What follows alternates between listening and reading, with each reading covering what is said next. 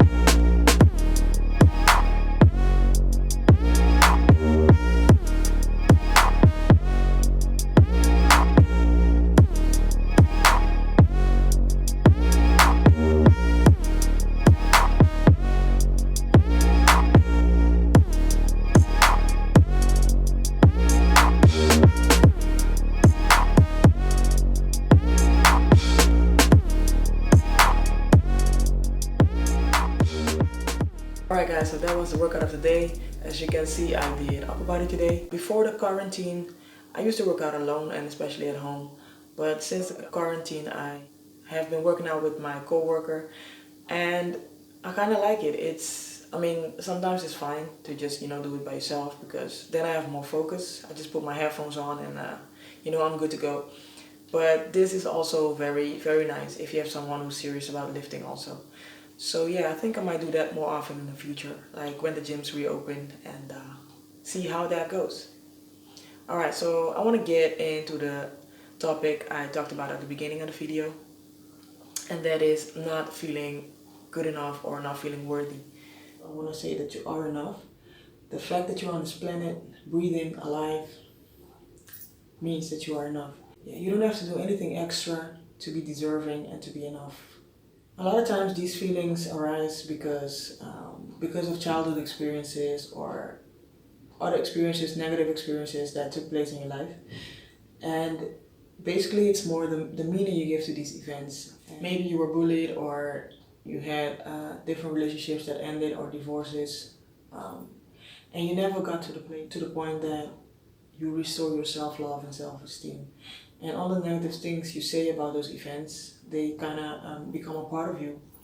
And at one point, they become beliefs, because the more you repeat these things to yourself, your mind is going to start believing them, and it kind of becomes your truth. And this is tricky, because at one point, you start building your life around these beliefs, and sometimes it just happens without you being aware of it. And it shapes your life, actually. And you start living a life that you actually don't want to live. And let's say, I'm going to give a simple example. Let's say you're very artistic, and you want to become like a famous artist, and because you feel you're not good enough, you're not worthy, you just accept an office job because you would be like, you know, no one is interested in what I can do with my talents, so I'm gonna just stick to this because this feels safe. And what ends up happening is you start living a life that you don't want to live, and you start feeling unhappy, unfulfilled, feeling empty, and this kind of makes the feeling of not feeling good enough even worse. So you keep doing what you don't want to do, and you start believing that you're not worthy because you're not doing what you want to do. I hope you guys get what I'm saying. And how do we prevent ourselves from living an unsatisfied life? And maybe you're already at that point, and that's why you're watching this video. But how to stop it? I think that's a very important question. I want to give you guys some tips and some information on how you can make sure that you don't get that far, and if you're already in that situation, how to step out of it.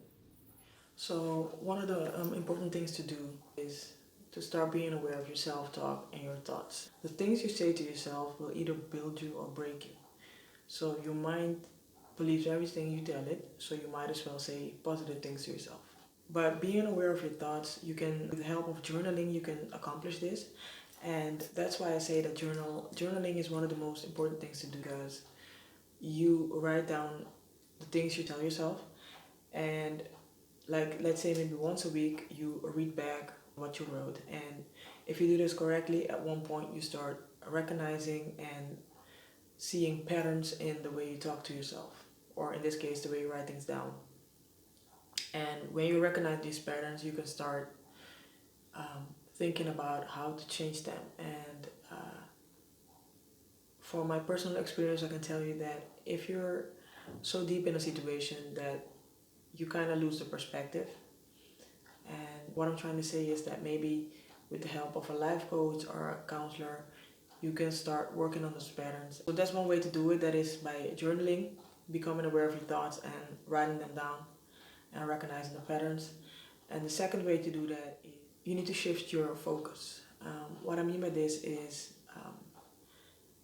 you need to start looking at the things that are going well in your life. Let's say, for example, you say, I'm not good enough because my relationships never work out. Start looking at your friendships, because these are relationships too. Maybe you have a good friend that you can always rely on. You can always call and talk about whatever that is bothering you. And you know, if you focus on this, you start realizing that your relationships are going well. It's just sometimes you choose a wrong partner. And that doesn't mean that there's anything wrong with you. It just means that you're learning. You know, these relationships are teaching you something, or the people you attract are teaching you something. You just gotta open your eyes and see what they're trying to teach you. And when you start focusing on whatever is going well in your life, write these things down, because our minds tend to remember mostly the things that are not going well. And if you don't write these things down, every time your mind starts playing tricks on you, you won't have anything to look back on and realize, like, okay, it's not that bad. And I'm not here to say that your situation is not bad, but I'm trying to say that it kind of helps you to see things in the right perspective if you look back and realize that there are things going right in your life. So the third thing is to start saying affirmations. And maybe a lot of people say, well, sounds like a whole lot of bullshit. I understand. I used to think that too. But like I said before, your mind believes everything you tell it. So the same way you're telling yourself negative things every day, why not start telling yourself positive things every day? And it can start with something as simple as, I am enough. By doing that every day, and not once a day, a couple of times a day. What has worked for me is, if I'm using affirmations, I put it in my phone. Like every 2 hours, I get a pop-up on my phone, a reminder, and that makes you imprint it in your brain. And every time you do it, the more you do it, your mind starts believing it, just like your mind believes the negative things you tell yourself. And I must say, in the beginning, you might feel a little bit of resistance and feel like this has no point of doing it, but trust me, if you do it often, you're gonna see some changes. A quick summary: be aware of your thoughts, and a good way to do this is by journaling, so you can recognize your patterns, and shift your focus on what is working in your life instead of only looking at the things that are not working. And the third one is start using affirmations. And about the affirmations, I will make another video about that to go a little bit deeper into what it is and how you can actually use them in the correct way. So I want to thank you guys for watching. If you like this video, hit the thumbs up. If you're not subscribed, hit the subscribe button and turn on your notification bell so you get a notification every time I upload a new video. And leave a comment in the comment section. I want to know what has worked for you guys. Maybe you use some affirmations, and tell me a little bit about how it changed your life. And if you have any other questions, send me a message and or a topic, and who knows, I might talk about it in the next video. Again, thanks for watching, and I'll see you guys next time. Bye.